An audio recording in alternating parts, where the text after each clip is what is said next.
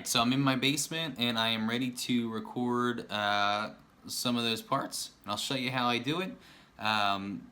Before we get to that, if you're totally new to recording to a laptop, here, I'll show you real quick some of the pieces you need. Let me switch my phone around.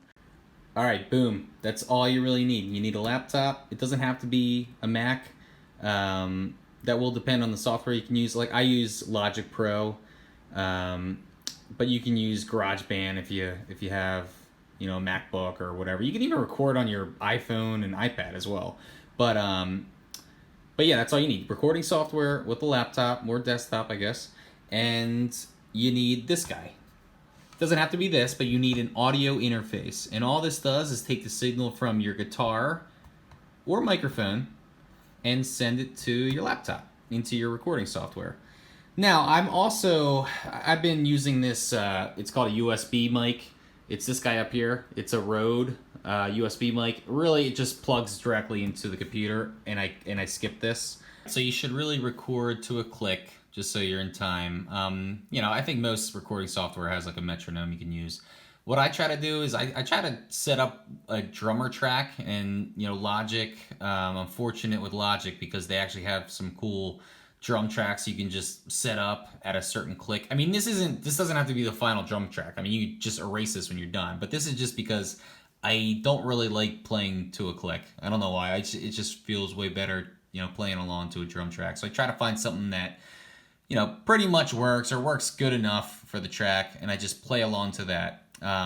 But here's a cool way to figure out the beats per minute. So what you could do is you could just record just like a rough scratch track of you playing guitar, and then play it back, and then go over to a site called, what's it called? all8.com/tool/bpm.htm. But anyway, this is just the track that you just sit there and tap your spacebar along to the song. It'll give you like the beats per minute. So this song happened to be 149 beats per minute. So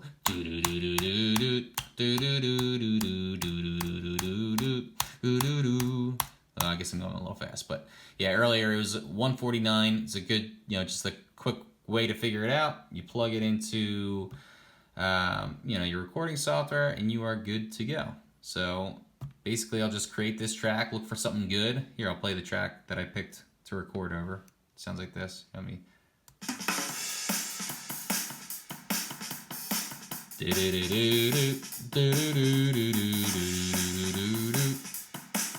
So that works. And then from there, everything's going to be in time, and you can just start recording.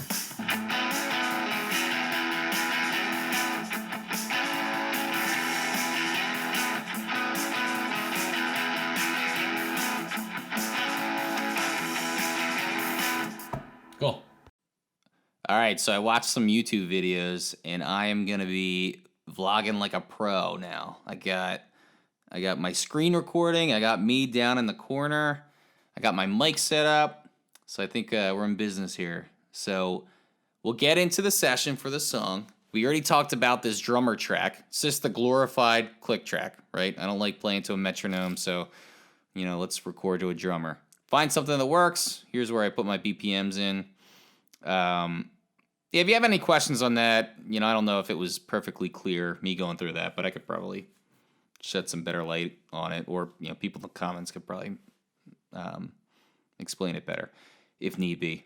But yeah, when I showed earlier, I showed these two guitar tracks. They're the same thing. That's the same guitar recording. I just kind of like these two effects together when I was playing around earlier. Really, it's just it's just one recording that I chopped up and color coded. This front blue, just forget it. That's just me messing around leading up to the song. But the green is part A. All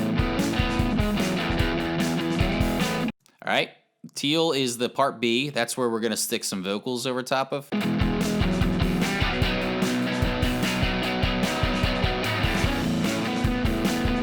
All right, back to part A, part B. This pink color is purple. That is the bridge.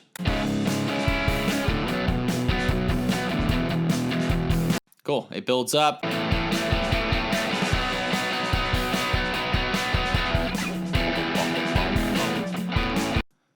And that's it. So really all I'm doing here is I'm just kind of mapping out how I think the song should be laid out, like the blueprints for the song. And what we can do moving forward is just, we don't have to use any of this, but this just kind of keeps, keeps our head straight and like keeps us, focused on what part goes where.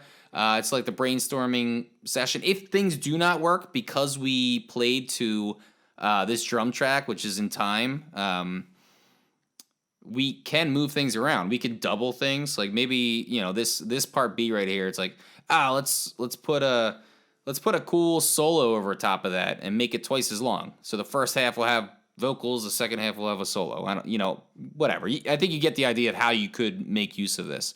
But yeah, like I said, this is all just scratch as of now, and we'll start building from here.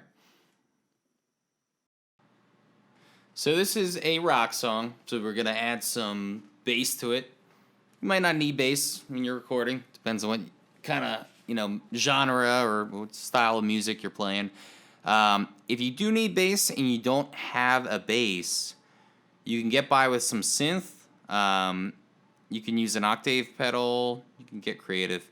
But if you want a bass guitar and you don't have one, something on a budget, this red bass behind me is, I bought it for playing live as a backup, but it's a Squier Bronco. It was pretty cheap, if I remember right, maybe like 200-ish, maybe less. I don't remember, but it's cheap. It plays just fine. Yeah, it'll get the job done for you. So check it out. If you want to spend a little more, the Geddy Lee Jazz Bass is awesome. I've had this since high school. But here we go. So we need a track to record to. So here's what we're going to do. We're going to create one right here. I'm just going to duplicate this track. It's already set up to the right input. I'm going to be using that red thing I showed you to record the bass through the 1/4-inch jack. That is the audio interface. Input 2. And I like to record to one of the presets. I am going to start laying some stuff down, though, and I won't make you watch that. I'll check back when I think I have something I want to use. And, yeah, that's it. My shirt will be changing a lot because it'll probably be tomorrow. Usually when the kids go to bed, my wife and I will watch a show, and then I'll sneak down to the basement for like a half an hour and do some music. So I'm going to be doing this vlog little by little every night, so... Anyway, I'll check back when I get a good bass track. So I finished up my bass track here. It's right here on this track. Pretty simple. I started with just hitting some E notes, and then I just played along with the same riff as the guitar for part A. So here, check it out. Just holding that E like, whoa. And then I just, for the second half of part A, I just started playing along with the guitar. So that kind of sounds cool, the bass and the guitar doing the same thing there. You don't always want to do that, but for that, I think it's kind of neat. Here is part B. I think I was just riding simple notes. Yeah, you get it.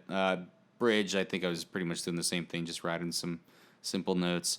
As you can see, I didn't play a perfect take, but that's fine. I mean, if you want to put in the time and do a perfect take, that's fine, but it's just going to take you longer, and you're going to end up with the same take overall if you just kind of chop it up a little bit. All you do, for me, all I do is just create a duplicate track, give myself a little bit of leeway leading up to where I made the mistake. Let's just say it was like right here. That's why this piece is inserted. Just give yourself a little room and then just, fix it. And then just chop up as needed, and you can pull it up and have everything on the same track. And you can even, if you're doing a vlog and showing people, and you just want to pretend like you had a perfect track, you could just say, join, and boom, there you go. This was a perfect take. So anyway, there you go. Next, we could start messing around with the vocals and start thinking maybe some lyrics, some lyrical ideas we want to mess around with. We'll take it from there. Here we go.